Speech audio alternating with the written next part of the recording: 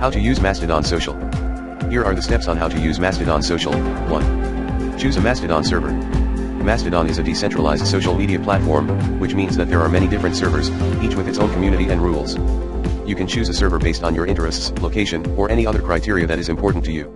2. Sign up for an account. Once you have chosen a server, you can sign up for an account. The sign-up process is usually very simple and straightforward. 3. Set up your profile. Once you have signed up for an account, you can set up your profile. This includes adding your username, bio, and profile picture. 4. Start posting. Once your profile is set up, you can start posting. You can post text, images, videos, and links. 5. Follow other users. You can follow other users to see their posts in your timeline. You can also search for users by username or interest. 6. Interact with other users. You can interact with other users by replying to their posts, boosting their posts, or sending them private messages. Here are some additional tips for using Mastodon Social. *, be mindful of the rules of the server you are using.